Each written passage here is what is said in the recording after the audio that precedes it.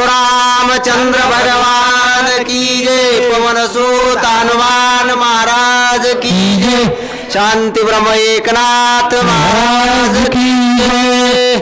माझा चित्रकुटी असता तुझ भरतासी युद्ध करिता म्या सांगितले होती कथा ऐक मागोती सांगेन। प्रभु रामचंद्र भगवान की जय। मागे एकदा चित्रकूट पर्वतावरती राम आणि लक्ष्मण सीतेला भेटण्यासाठी भरत वशिष्ठ ऋषीसह सर्व सैन्य घेऊन आला होता। त्याही वेळी लक्ष्मण भरतावरती संशय घेऊन त्याला मारण्यासाठी धावला होता। त्यावेळी प्रभू रामचंद्राने ही कथा सांगितलेली आहे। ही परत एकदा कथा आलेली आहे।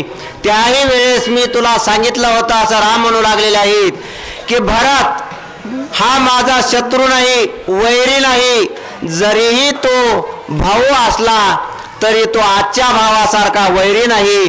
तो आपण सर्व एकाच पिंडाचे आहोत आणि जो घारीने पिंड नेलेला होता तो पिंड त्या अंजनीने खाल्लेला आहे। तिच्यापासून मारुती नावाचा पुत्र होणार आहे आणि तोही आपल्या कामी येणार आहे।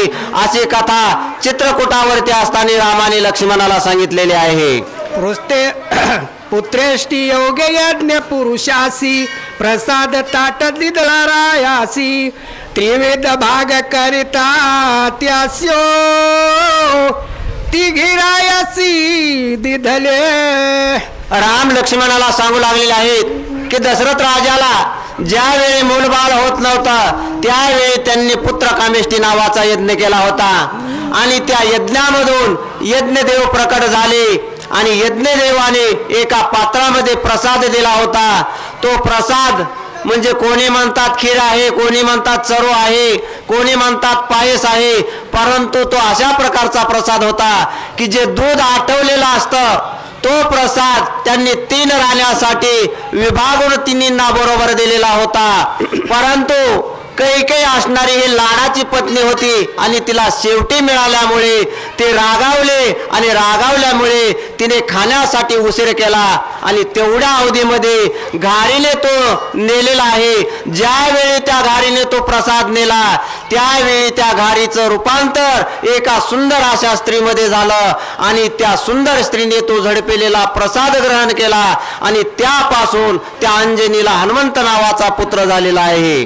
पूर्वी शापाचे उद्धारी कैकेयीचा भाग नेला घारी तेने ते तळमळ भारी उरले उरी 2 भाग।